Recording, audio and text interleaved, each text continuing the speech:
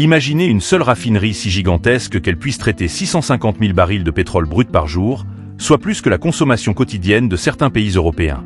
Ce n'est pas en Europe ou au Moyen-Orient. C'est au Nigeria.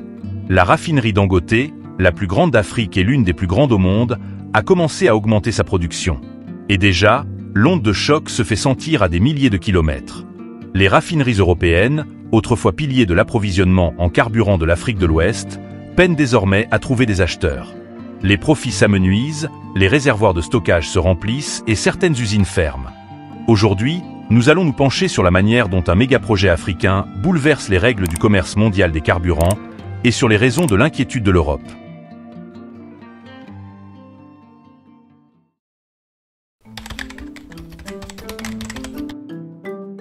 Située à la périphérie de Lagos, capitale économique du Nigeria, la raffinerie Dangote n'est rien de moins qu'un géant industriel.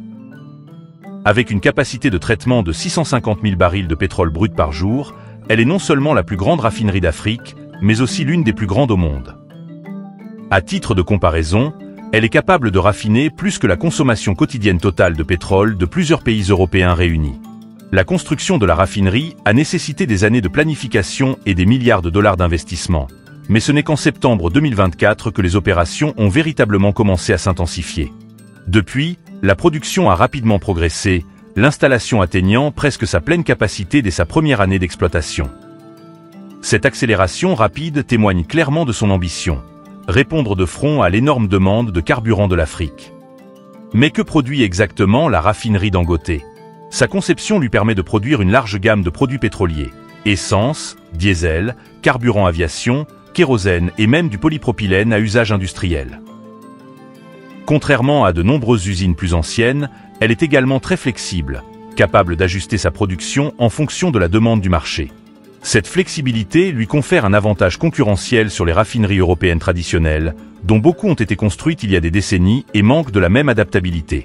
Pourquoi un projet aussi colossal était-il nécessaire? Bien qu'il soit le premier producteur africain de pétrole brut, le Nigeria a longtemps été paradoxalement dépendant des importations de carburant.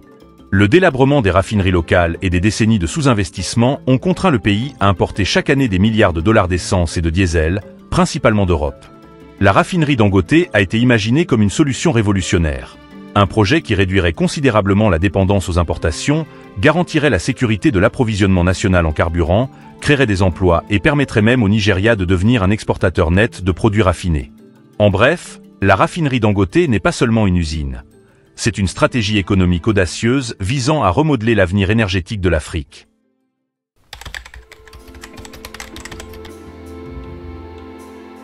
Pendant des décennies, l'Europe a été la station-service de l'Afrique de l'Ouest. Des ports de Rotterdam aux raffineries d'Italie et du Royaume-Uni, des millions de barils d'essence ont transité sans interruption par l'Atlantique pour répondre à la demande croissante de l'Afrique. Mais l'année dernière, cette voie commerciale historique a commencé à se dégrader rapidement. Entre janvier et juillet 2025, les exportations européennes d'essence vers l'Afrique de l'Ouest n'ont atteint en moyenne que 285 000 barils par jour. C'est un chiffre vertigineux de moins d'un tiers qu'à la même période l'an dernier. Qu'est-ce qui a changé? La réponse se trouve au Nigeria, où la raffinerie Dangote a connu une croissance exponentielle. En juillet 2025, la raffinerie traitait déjà environ 595 000 barils de brut par jour, se rapprochant ainsi de sa capacité nominale de 650 000. Cette soudaine montée en puissance a entraîné une réduction significative des besoins en essence de l'Afrique de l'Ouest en provenance d'Europe. L'impact transforme déjà les flux commerciaux. Il n'y a pas si longtemps, un baril d'essence sur 5 produits par les raffineurs européens était expédié au Nigeria. Aujourd'hui, ce chiffre est proche d'1 sur 10. Il ne s'agit pas d'une simple baisse, mais d'un bouleversement radical quant aux débouchés commerciaux de l'Europe pour son carburant. Et lorsqu'on se sépare d'un client aussi important presque du jour au lendemain, les répercussions se propagent rapidement. Partout en Europe, l'essence s'accumule. Les réservoirs de stockage de Rotterdam, plaque tournante européenne du carburant, ont enregistré une augmentation notable de 9% des stocks d'essence par rapport à l'année dernière. Mais cette offre accrue et cette demande réduite ont un prix, la réduction des marges bénéficiaires. Les raffineries fortement dépendantes de la production d'essence sont celles qui subissent le plus les contre-coups, certaines étant même déficitaires. Il ne s'agit pas seulement de chiffres, mais de survie. Le système de raffinage européen reposait sur un flux constant d'exportation vers des marchés comme l'Afrique de l'Ouest. Aujourd'hui, Dangote approvisionnant une grande partie de la demande régionale localement, l'Europe se retrouve avec trop de produits et trop peu d'acheteurs. Le vent a tourné et souffle résolument en direction de l'Afrique.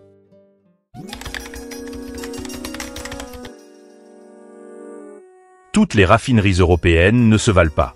Certaines sont très sophistiquées et capables d'ajuster leur mix de production en fonction des fluctuations du marché.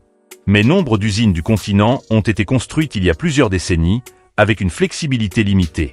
Ces raffineries plus anciennes et moins complexes sont contraintes de produire de grands volumes d'essence, même lorsque la demande s'effondre.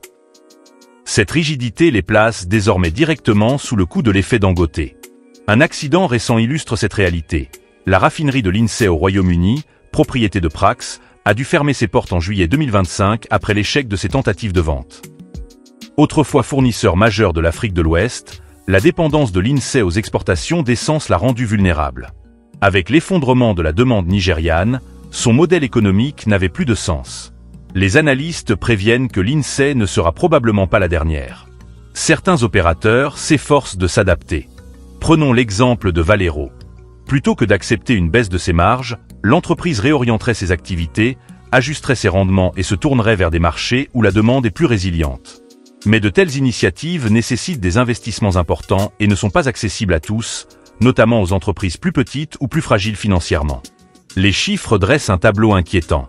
Les experts estiment qu'à moins que l'Europe ne supprime ou ne réaffecte environ 600 000 barils par jour de capacité de raffinage, la région risque d'être inondée d'essence excédentaire. Une offre excessive ne fera que réduire davantage les bénéfices, accélérant les fermetures dans l'ensemble du secteur.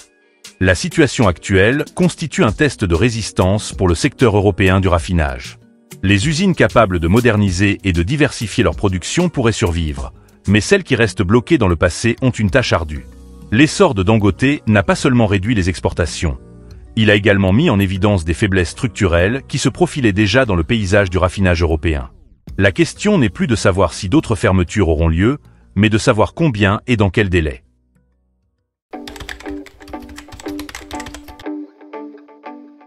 Ce qui fait de la raffinerie Dangote un acteur aussi redoutable ne réside pas seulement dans sa taille, mais aussi dans les avantages stratégiques inhérents à sa conception et à ses opérations. L'un de ses atouts majeurs est sa flexibilité. Contrairement à de nombreuses raffineries européennes plus anciennes, fortement dépendantes de la production d'essence, Dangote peut adapter sa production entre essence, diesel, kérosène et même produits pétrochimiques en fonction des besoins du marché. Cette adaptabilité lui permet de faire face aux fluctuations de la demande mondiale bien plus efficacement que ses concurrents. Un autre avantage réside dans l'harmonisation des politiques. Le gouvernement nigérian a soutenu la raffinerie dans le cadre d'une initiative plus large visant à mettre fin à des décennies de dépendance aux importations de carburant. En privilégiant le raffinage local, le pays se protège des chocs d'offres mondiaux tout en augmentant la disponibilité intérieure. Ce soutien offre à Dangote un environnement favorable, allant du soutien réglementaire à la garantie de la demande sur le marché local. L'échelle joue également un rôle crucial. Avec une capacité nominale de 650 000 barils par jour, la raffinerie bénéficie d'économies d'échelle qui réduisent le coût par baril. Au-delà du simple volume, sa configuration avancée lui permet de traiter une grande variété de qualités de brut, des mélanges légers et non corrosifs aux mélanges plus lourds, ce qui lui donne accès à des matières premières moins chères et réduit son exposition aux fluctuations de prix sur un seul marché.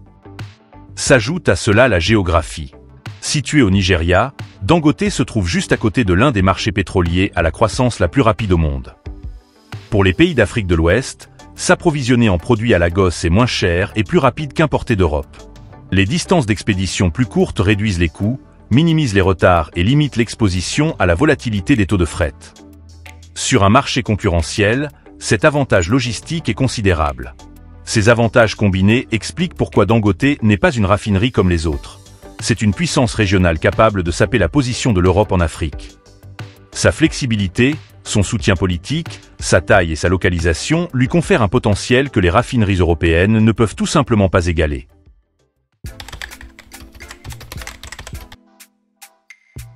L'histoire de la raffinerie Dangote est bien plus vaste qu'un bras de fer entre le Nigeria et l'Europe.